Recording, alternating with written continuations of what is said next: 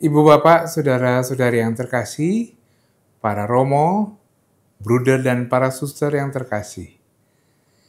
Berjumpa lagi dengan Api Karunia Tuhan episode ke-8. Melanjutkan pembahasan minggu lalu, dikisahkan Yesus banyak melakukan mujizat. Yesus dalam situasi di mana dirinya semakin populer. Tapi Yesus diutus tidak untuk menjadi populer. Yesus diutus untuk menjalankan rencana dan kehendak Allah. Godaan popularitas selalu ada, baik dalam diri imam maupun awam. Diingatkan agar kita setia dan belajar dari Yesus, bukan mencari popularitas, tetapi tetap mencari keheningan, menyingkir, supaya di dalam doa, dalam keheningan, hidup kita selalu bersatu dengan Tuhan. Pada akhir episode ini juga Bapak Kardinal menyinggung sedikit mengenai Lectio Divina, diuraikan tahap demi tahap. Karena itu, selamat mendengarkan, selamat merenungkan, dan selamat berdoa.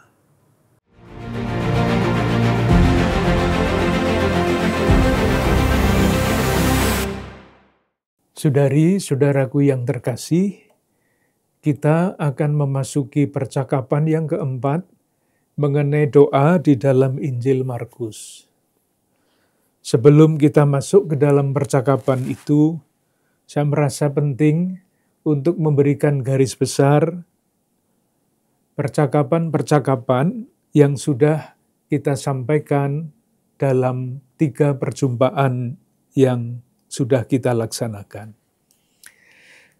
Pikirannya begini, doa atau Yesus yang berdoa atau doa Yesus itu berkaitan dengan kristologi masing-masing penginjil. Mudahnya, seperti apakah wajah atau potret Yesus di dalam Injil Markus dan nanti di dalam Injil-Injil yang lain. Di dalam Injil Markus, Yesus digambarkan, diperkenalkan sebagai hamba yang menderita. Itu yang pertama. Nah, kalau Yesus digambarkan sebagai hamba yang menderita, menurut kitab Nabi Yesaya, pertanyaannya adalah, apa yang perlu dilakukan oleh para murid yang berusaha untuk mengenal Yesus dan mengikuti Yesus. Jadi sesudah kita bicara tentang kristologi, kita ingin melihat perjalanan iman para murid. Itulah yang kita pelajari pada perjumpaan yang ketiga. Di tema-temanya yang sudah kita bicarakan, misalnya yang pertama, iman dan doa.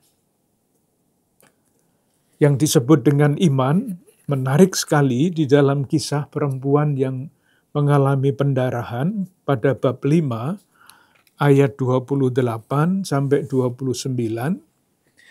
Ketika perempuan yang sakit itu menjamah jubah Yesus, ia yakin akan sembuh. Lalu dikatakan pada ayat 29, seketika itu juga berhentilah pendarahannya, dan ia merasa bahwa badannya sudah sembuh dari penyakitnya. Nah, lalu pada ketika itu juga Yesus mengetahui bahwa ada tenaga yang keluar dari dirinya. Ada tenaga yang keluar dari dirinya. Dengan demikian kita bisa menarik kesimpulan. Salah satunya, tidak satu-satunya, beriman itu berarti dapat menarik daya ilahi dari Yesus. Ini menurut saya suatu yang pantas direnungkan secara terus lebih mendalam. Kita juga sudah berbicara mengenai hubungan antara iman dan berjaga-jaga. Lalu yang kita bicarakan agak panjang lebar adalah kisah Bartimeus pada Markus bab 10 ayat 46 sampai 52. Kita tidak akan mengulanginya pembicaraan itu lagi. Tetapi yang penting untuk kita ingat adalah dalam rangka perjalanan para murid mengikuti Yesus ke Yerusalem, kisah Bartimeus itu diletakkan oleh Markus persis ketika Yesus mau sampai ke Yerusalem. Simbolik sekali. Diharapkan murid-murid itu seperti Bartimeus yang semula tidak melihat, lalu melihat. Yang semula duduk di pinggir jalan, lalu berjalan mengikuti perjalanan Yesus ke Yerusalem. Sesudah kita membicarakan kisah Bartimeus, lalu kita melihat dua teks. Yang pertama adalah Markus bab 3 ayat 13. Kemudian naiklah Yesus ke atas bukit. Jadi Yesus sendiri. Mesti kita baca kalimat ini di dalam konteksnya. Sebelumnya pada bab 3 ayat 7-12 dikatakan Yesus menyembuhkan banyak orang. Menyembuhkan banyak orang menjadi sangat populer. Tetapi perutusan Yesus itu tidak untuk menjadi populer, melainkan untuk melaksanakan rencana Allah. Popularitas dengan kesetiaan pada rencana Allah itu bisa tidak sejalan. Oleh karena itu, ketika Yesus merasakan popularitas yang ia terima dari umat, dari para pengikutnya, yang tidak sesuai dengan perutusannya, dikatakan pada ayat 13, naiklah Yesus ke atas bukit. Untuk apa? Untuk mengendapkan pengalaman, supaya tidak terbuai oleh popularitas itu dan melupakan perutusannya. Ia membutuhkan waktu sendirian, supaya orientasi hidupnya tidak terbelok-belokkan. Kemudian kita juga melihat sesudah Yesus sendiri pergi ke tempat yang sunyi ke atas bukit, pada bab 6 ayat 31-32, Yesus mengajak murid-muridnya dengan kata-kata yang sangat bagus. Bab 6 ayat 31.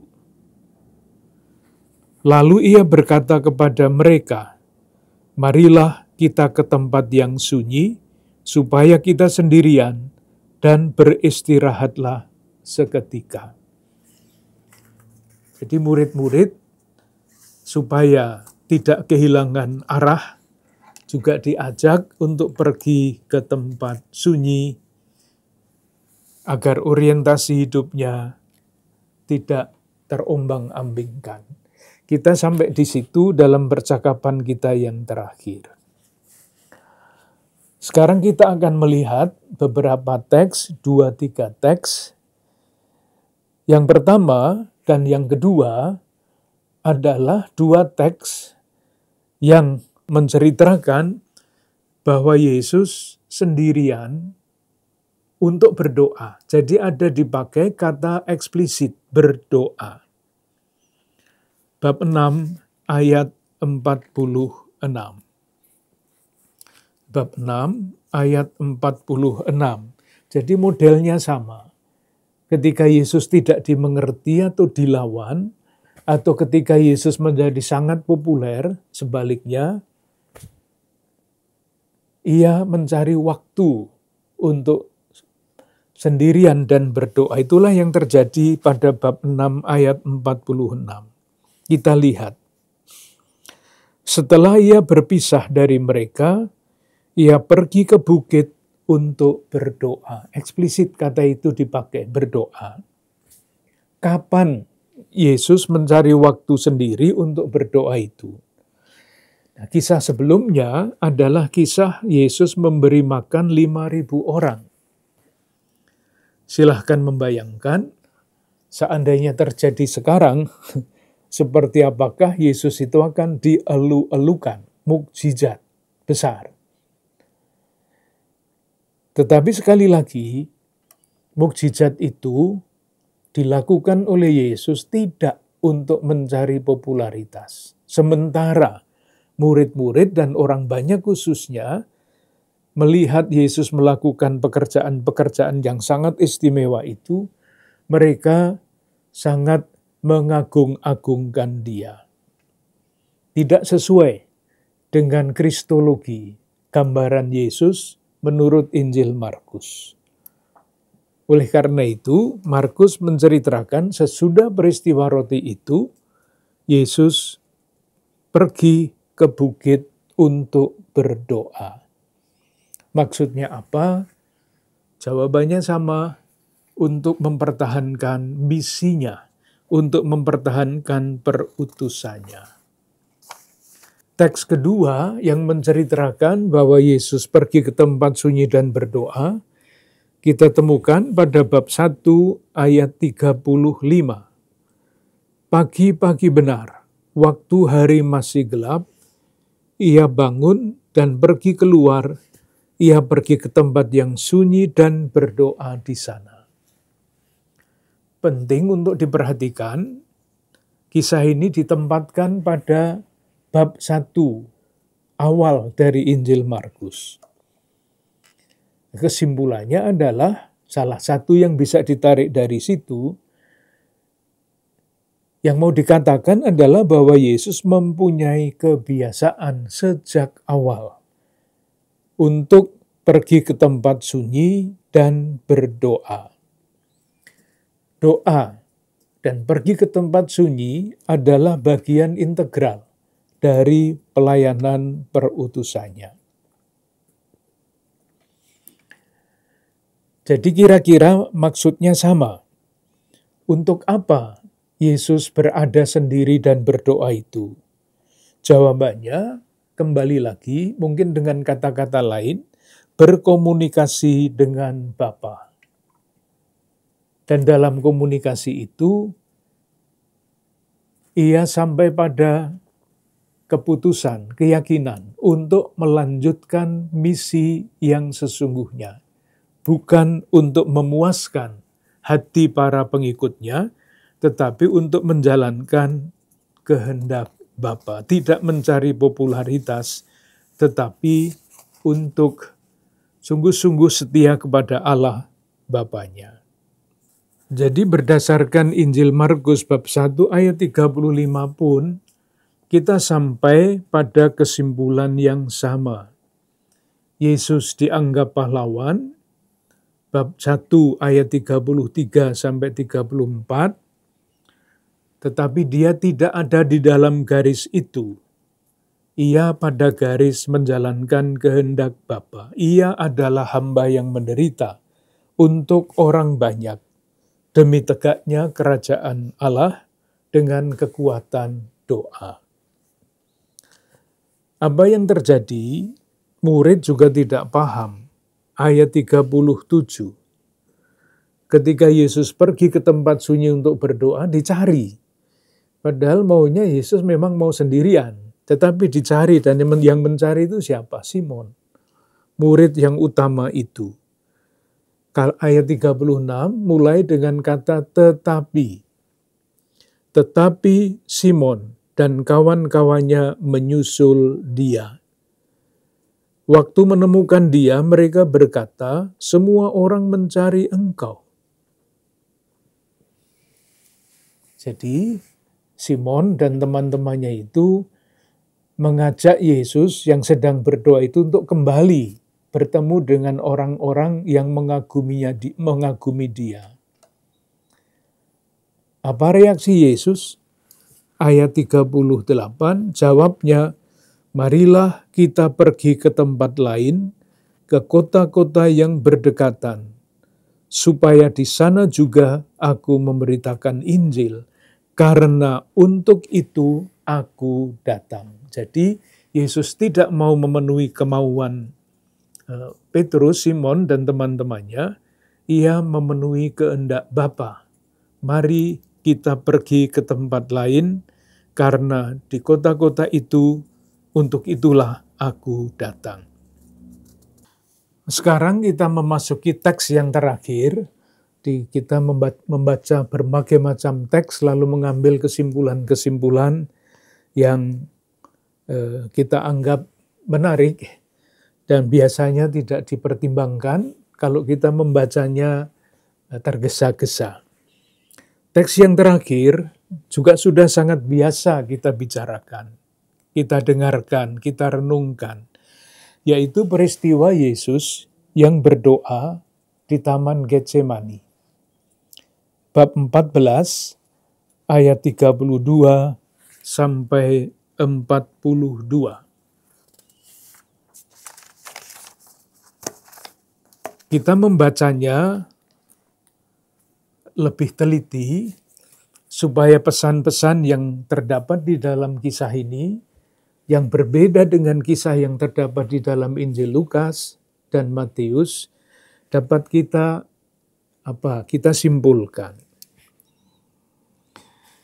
Kita baca teksnya. Lalu sampailah Yesus dan murid-muridnya ke suatu tempat yang bernama Getsemani. Kata Yesus kepada murid-muridnya, "Duduklah di sini sementara aku berdoa." Jadi penting, murid-murid disuruh duduk, Yesus berdoa sendiri. Dan ia membawa Petrus, Yakobus, dan Yohanes sertanya. Jadi ada lingkaran ke-12, dan ternyata masih ada lingkaran yang lebih kecil lagi, yaitu 3 pribadi itu. Petrus, Yakobus, dan Yohanes. Silahkan memperhatikan kata-kata yang dipakai di dalam kisah ini. Ia sangat, kata sangat itu penting. Tidak hanya takut dan gentar, tetapi ia sangat takut dan gentar. Ayat 14, lalu katanya kepada mereka, "Hatiku sangat sedih, seperti mau mati rasanya." Perhatikan kata-kata yang sangat dalam maknanya itu. Maksud saya dengan sangat. Tinggallah di sini dan berjaga-jagalah. Nanti akan kita lihat unsur-unsur yang penting itu apa. Ia maju sedikit, merebahkan diri ke tanah, dan berdoa. Nah, ini perlu diperhatikan. Kata yang dipakai di sini dalam teks kitab suci kita bahasa Indonesia, ia maju sedikit, merebahkan diri ke tanah. Kalau rasa bahasa kita merebahkan diri ke tanah itu sengaja. Ia merebahkan diri ke tanah. Tapi sebetulnya bukan seperti itu yang digambarkan. Yang digambarkan itu sesuai dengan sangat takut, sangat gentar. Mau mati rasanya. Jadi kalau diterjemahkan secara lain, bukan merebahkan diri di tanah, tetapi dia jatuh ke tanah. Sangat beda gambarannya. Atau kalau mau memakai 2 kata, ia melemparkan diri ke tanah atau terlempar ke tanah. Saking takutnya, saking cemasnya. Itu tercermin di dalam bahasa asli atau terjemahan-terjemahan lain dari ayat ini, misalnya ke dalam bahasa Inggris, ke dalam bahasa Itali, nuansa merebahkan diri yang nyaman itu tidak ada. Yang ada adalah jatuh atau rebah atau melemparkan diri ke tanah. Jadi dengan kata-kata seperti itu, sangat takut, sangat gentar, sangat sedih, mau mati dan sebagainya, itu tidak cocok kalau kita memahaminya Yesus seolah-olah dengan tenang merebahkan diri di tanah lalu berdoa. Yang lebih cocok adalah Yesus jatuh atau Yesus melemparkan diri ke tanah saking saking lemahnya kemanusiaannya. Itu tercermin sekali lagi dalam bahasa asli atau terjemahan-terjemahan lain di dalam bahasa Inggris, bahasa Italia atau bahasa-bahasa yang lain. Yesus berdoa. Doanya apa? Ada dua. Yang pertama adalah katanya, ayat 36.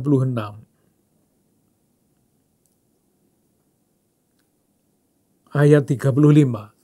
Ia maju sedikit, merebahkan diri ke tanah, dan berdoa supaya sekiranya mungkin saat itu lalu daripadanya.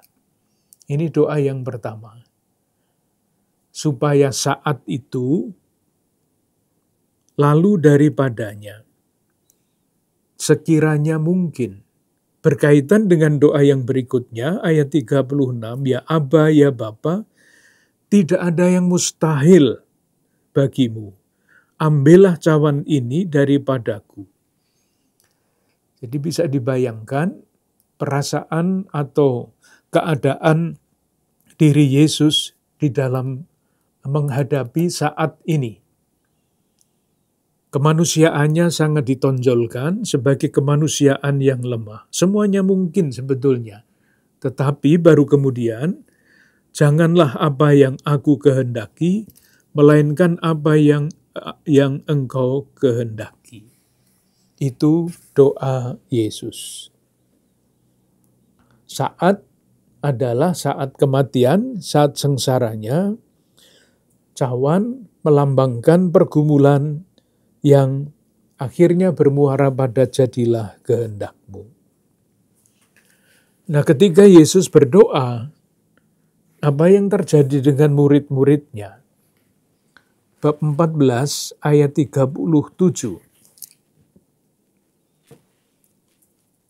Setelah itu, ia datang kembali dan mendapati ketiganya sedang tidur.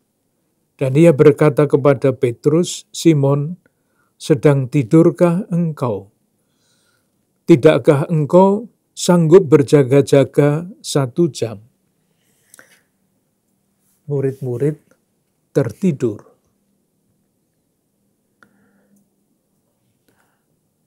Nah, ketika mereka bangun, ketika Yesus datang kepada mereka, dikatakan begini, berjaga-jagalah dan berdoalah supaya kamu jangan jatuh ke dalam pencobaan. Roh memang penurut, tetapi daging lemah. Nah, sekarang ada masalah tafsir, bisa dipertimbangkan, tidak harus dipertimbangkan. Ayat 39. Lalu ia pergi lagi dan mengucapkan doa itu juga. Pertanyaannya adalah, yang namanya doa yang itu juga itu yang mana? Apakah doa yang ada pada ayat di atas, ayat 35 dan ayat 36, apakah itu? Injil-injil yang lain memang mengatakan begitu. Tetapi ketika tidak disebut doa yang kedua itu doa yang mana, terbukalah jendela penafsiran untuk memahami doa yang kedua itu bukan doa yang pertama. Terbuka jendela penafsiran. Tidak harus seperti itu, tetapi bisa. Nah, kemungkinan yang kedua itu apa? Kemungkinan yang kedua adalah yang ia katakan pada ayat 38. Berjaga-jagalah dan berdoalah supaya kamu jangan jatuh ke dalam pencobaan. Lalu sekarang, roh memang penurut, tetapi daging lemah. Jadi di dalam doa yang kedua itu, Yesus seolah-olah mengulangi kata-kata yang persis sebelumnya. Roh memang penurut, tetapi daging lemah. Kalau demikian, saya hati-hati. Kalau demikian, seandainya maksudnya itu, lalu yang dikatakan di dalam teks ini adalah pengalaman pribadi Yesus. Roh penurut, daging lemah. Mencerminkan pengalaman Yesus yang sendirian. Mengalami kelemahan manusiawi itu. Lalu dikatakan sesudah itu, bab 14 ayat 40, dan ketika ia kembali pula, ia mendapati mereka sedang tidur. Mencerminkan kesendirian Yesus, ditinggal tidur karena tidak tahu. Putus asa, campur aduk. Yang menarik juga adalah ini yang khas di dalam Injil Markus. Yesus itu kembali kepada para murid sampai 3 kali. Disebut pada ayat 37, 40, dan 41. Kita lihat bab 37, ayat 37. Setelah itu ia datang kembali kepada ketiga muridnya itu. Maju sedikit, kembali. Ayat 40. Dan ketika ia kembali pula, ia mendapati mereka sedang tidur. Ayat 41. Kemudian ia kembali untuk ketiga kalinya dan berkata kepada mereka. Itu kira-kira maksudnya apa?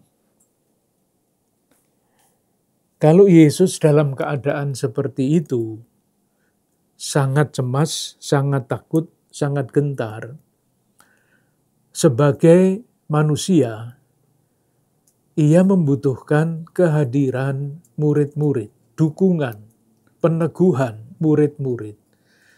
Tetapi sama sekali peneguhan itu tidak ia terima dari murid-murid itu. Mereka semuanya tidur sampai 3 kali. Oleh karena itu, pada bagian yang terakhir, ayat 41, tidurlah sekarang dan istirahatlah, cukuplah. Silahkan membayangkan, kalau harapannya mendapat peneguhan dari ketiga murid utama itu, ternyata mereka tidur, lalu sekarang sudahlah kalian tidur, cukup. Artinya kalian sebetulnya tidak memahami apa yang terjadi pada peristiwa ini. Lalu dikatakan, bangunlah, marilah kita pergi, dia yang menyerahkan aku sudah dekat. Jadi dari satu pihak, Yesus memberi teladan di dalam berdoa, memberi nasihat untuk berjaga, dan mengajak mereka bangun. Berdoa, berjaga, bangun. Sementara murid-murid sama sekali tidak memperhatikan itu semua. Yesus mengalami kesendirian yang perlu diteguhkan. 1. Tetapi, ini dibaca dari sudut sebaliknya. Sebagai gembala yang baik, Yesus kembali kepada murid-muridnya itu, yang tentu saja hatinya terguncang melihat peristiwa itu, mengalami peristiwa itu. Dikatakan pada bab 14, ayat 27, Yesus berkata begini, kamu semua akan tergoncang imanmu, sebab ada tertulis, aku akan memukul gembala dan domba-domba itu akan tercerai-berai. Dari satu pihak, sebetulnya Yesus membutuhkan peneguhan dari murid-muridnya sebagai manusia. Dari lain pihak, kalau dibaca dari segi lain, dari sudut lain, Yesus yang kembali sampai 3 kali, itu ia sedang berusaha untuk meneguhkan murid-murid yang terguncang hatinya. Dengan demikian, kita selesai dengan pembicaraan mengenai doa dalam Injil Markus. Mau kita lanjutkan kemana? Bagian yang terakhir sekarang. Pada waktu kita memulai percakapan kita berbicara mengenai salah satu metode doa, Lectio Divina, dengan beberapa langkah. Sekarang kita coba lihat, kira-kira kalau kita sendiri melakukan Lectio Divina berdasarkan Injil Markus, apa yang bisa kita lakukan? Semestinya yang dilakukan sendiri, saya hanya mau menunjukkan beberapa hal. Nanti kalau mempunyai waktu atau bisa menyediakan waktu, silahkan mendalaminya sendiri-sendiri, menyediakan waktu. Saya hanya menyampaikan butir-butirnya, dan biasanya Lectio Divina, khususnya di dalam acara retret, rekoleksi, itu diberi waktu setengah jam. Nah ini nanti paling-paling 10 menit, seperempat jam. Kita memilih salah satu teks dari Injil Markus, bisa dipilih teks manapun. Yang kita pilih sekarang ini sebagai contoh adalah bab 10 ayat 17 sampai 22. Terlalu panjang kalau 27. Jadi, langkah yang pertama dari Lectio Divina adalah membaca. Membaca tidak tergesa-gesa, membaca dengan sikap yang tidak boleh, saya sudah tahu ceritanya. Tetapi membaca mulai dengan berdoa, memohon bimbingan Roh Kudus, misalnya. Kita semua tahu doa yang paling didoakan, didaraskan, yaitu datanglah ya Roh Kudus, penuhilah hati umatmu, nyalakanlah hati umatmu, utuslah rohmu, maka semuanya akan dijadikan lagi. Atau doa manapun, mohon penerangan Roh Kudus. Itu langkah yang pertama. Sesudah memilih teks dan memohon doa mohon bimbingan Roh Kudus, kita membaca dengan penuh perhatian. Artinya, dengan hormat, dengan hati dan budi terbuka untuk menerima sabda. Dan terbuka itu berarti siap untuk menanggapi apapun yang diharapkan oleh sabda bagi kita. Jadi intinya doa mohon bimbingan Roh Kudus, membaca tidak tergesa-gesa, penuh perhatian dan hormat, karena kita sedang mendengarkan sabda Tuhan. Atau lebih tepat, mendengarkan Tuhan yang sedang bersabda kepada kita masing-masing. Dan ketika kita mendengarkan Tuhan yang bersabda, tentunya sikap batin kita adalah siap untuk menanggapi apapun yang mau disabdakan oleh Tuhan kepada kita. Sabda itu adalah sabda kasih dari Allah yang ditujukan kepada kita masing-masing yang sedang mendengarkan sabda itu. Itu langkah yang pertama. Tidak gampang seperti yang saya bacakan ini, saya katakan ini, karena untuk tenang, untuk rileks di hadapan sabda Tuhan, di hadapan Tuhan yang bersabda, itu pun sudah tidak mudah.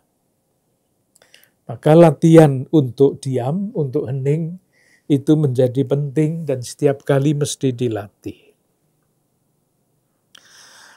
Nah, ketika kita membaca 1, 2, 3, 4 kali sesuai dengan kebutuhan kita, mulailah langkah yang kedua adalah meditasi. Apa yang dapat kita lakukan ketika kita masuk ke dalam langkah meditasi itu?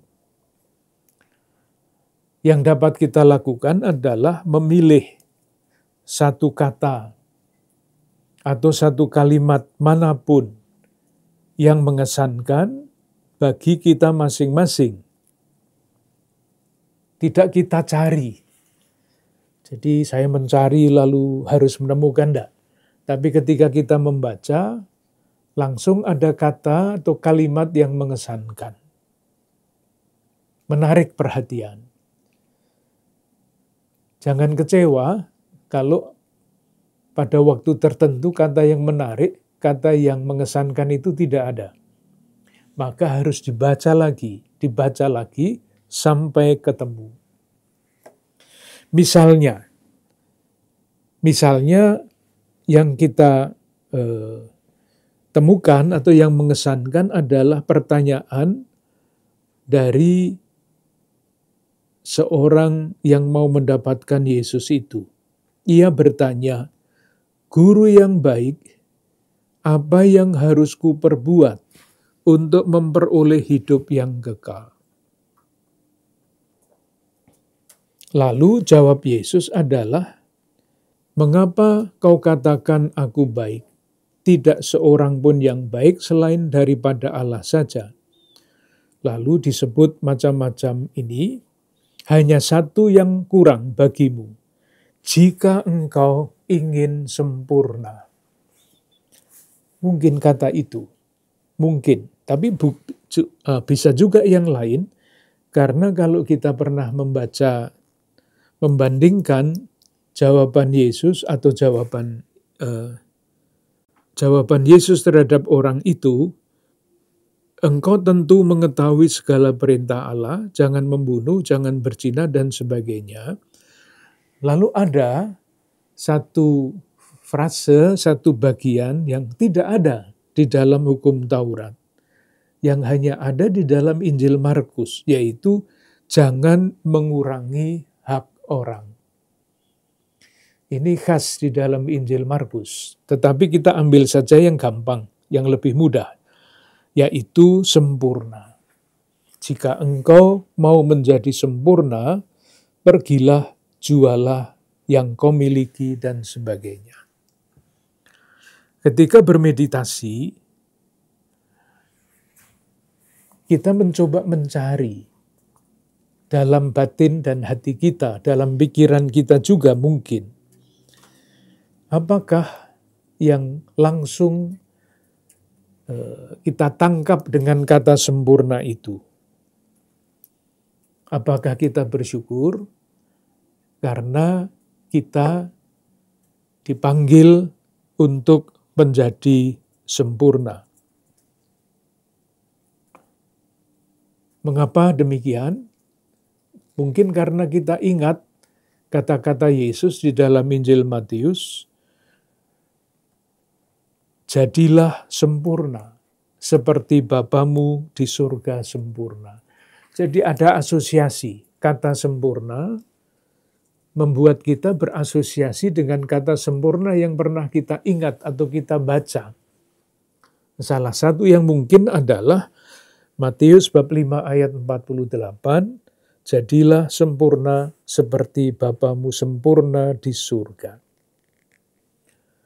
Lalu kita bisa berolah batin, berolah budi, sempurna itu yang seperti apa?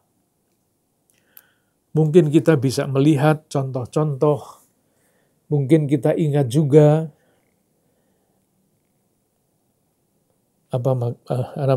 ajaran Paus Fransiskus tentang panggilan menuju kesempurnaan kasih. Kalau pernah mendengar atau membaca surat Paus Fransiskus yang berjudul Panggilan menuju kesempurnaan kasih di dalam dunia modern. Lalu kita bisa membayangkan reaksi orang yang diberi tantangan seperti itu. Ia menjadi kecewa, lalu pergi dengan sedih sebab hartanya banyak. Nah, kalau sudah seperti ini, lalu kita menerapkan apa yang membuat identifikasi ya. Seandainya saya adalah orang yang bertanya itu, apakah saya juga akan pergi dengan sedih karena harta kita banyak? Atau kita bisa mengambil jawaban atau tanggapan yang berbeda. Atau kita ingat menurut Injil Yohanes, ketika Yesus menyampaikan kata-kata tuntutan-tuntutan yang keras, lalu dikatakan di dalam Injil Yohanes bab 6 ayat 66, setelah mendengar kata-kata Yesus yang keras, banyak murid-muridnya mengundurkan diri. Jadi itulah bagian dari meditasi. Kita berolah budi, berolah hati, mencoba memahami, menerapkan peristiwa ini, atau kata-kata yang menyentuh hati kita pilih tadi di dalam kehidupan kita. Yang tingkat berikutnya, langkah berikutnya adalah doa.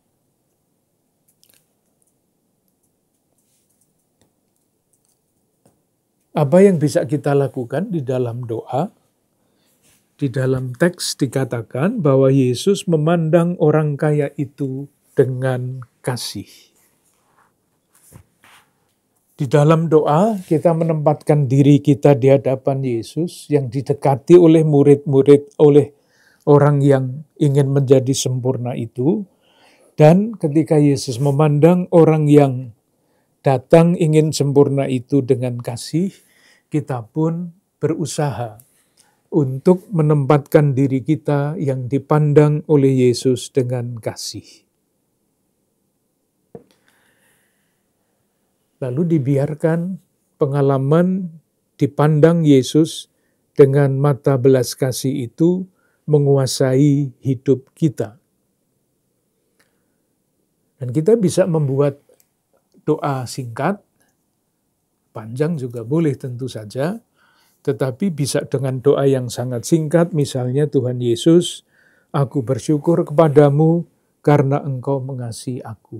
Sudah diulang-ulang doa itu, sampai kita merasakan sungguh-sungguh dicintai oleh Yesus. Yang berikutnya adalah kontemplasi. Nah, kontemplasi itu tidak berbicara apa-apa, hanya tinggal di hadapan Tuhan, di hadapan Yesus, dengan budi yang tenang, memandang Dia yang juga sedang memandang kita yang berdoa, dengan mata yang memancarkan kasih dan kerahiman. Lalu sudah tinggal di dalam keheningan itu. Kalau sudah sampai waktunya merasa cukup, lalu kita berpikir mengenai aksi sempurna itu artinya apa? Berjalan menuju kesempurnaan itu maksudnya apa? Kita bisa kembali lagi membaca surat anjuran apostolik Paus Fransiskus yang tadi sudah saya sebut, panggilan menuju kesucian, bersukacita dan bergembiralah. Paus memberikan nasihat yang sangat konkret, yaitu jalan menuju kesempurnaan. Ini bagian aksi, bagian yang terakhir. Dengan demikian, Lectio Divina tidak berhenti pada kontemplasi, tetapi berlanjut pada aksi. Contoh yang diberikan oleh Paus Fransiskus itu sangat sederhana. Beliau memberikan contoh seorang ibu yang melakukan sesuatu yang sangat sederhana, dan oleh Paus Fransiskus itu disebut, ditegaskan sebagai jalan menuju kesempurnaan.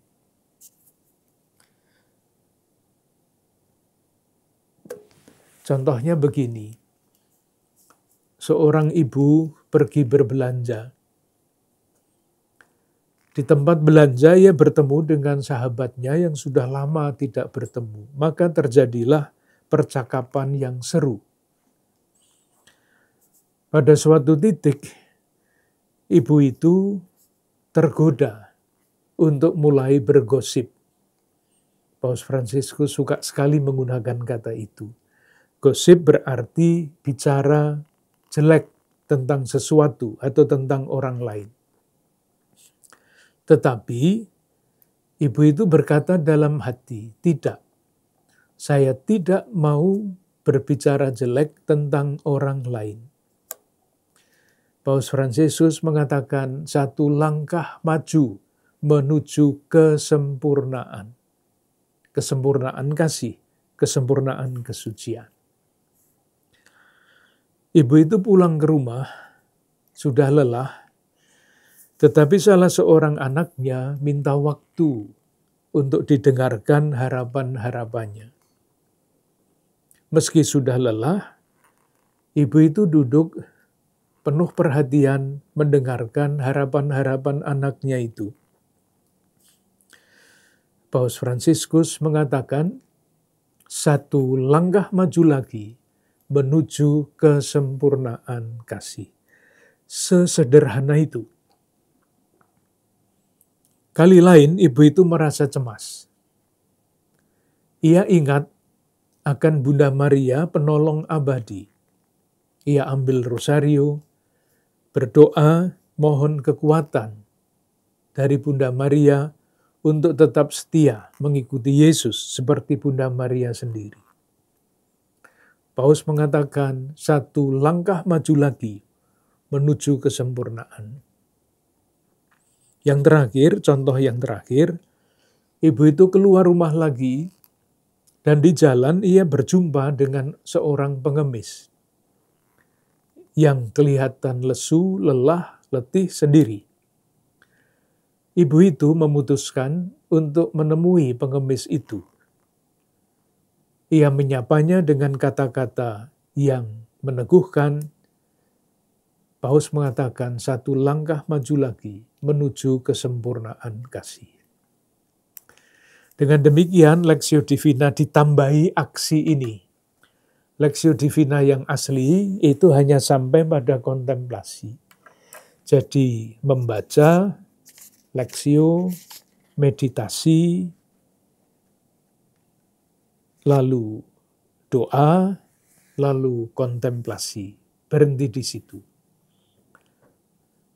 Kita mau supaya kontemplasi itu berbuah pada aksi. Dan dalam kasus ini, dalam pilihan kita, tadi kan menjadi sempurna ya, itu ya kita sekurang-kurangnya saya langsung diingatkan akan anjuran apostolik Paus Fransiskus, panggilan menuju kesempurnaan kesucian dalam zaman modern. Kalau yang kita ambil misalnya adalah kalimat jangan mengurangi hak orang, lalu prosesnya berjalan berbeda. Bisa dipraktekkan, bisa dilatih sendiri, tapi langkahnya sama, mohon penerangan Roh Kudus, meditasi, doa, kontemplasi, dan aksi. Dan aksinya tentu saja adalah kalau jangan mengurangi hak orang lain, itu nanti wilayahnya adalah wilayah-wilayah yang berkaitan dengan korupsi, dengan ketidakadilan, dengan upah yang tidak wajar, dan sebagainya. Aksinya sampai ke situ, jalannya pasti berbeda. Dengan demikian kita selesai dengan pembicaraan mengenai doa dalam Injil Markus. Dengan contoh satu teks tadi, Lectio Divina, nanti kita lanjutkan dengan percakapan berdasarkan Injil Matius. Terima kasih.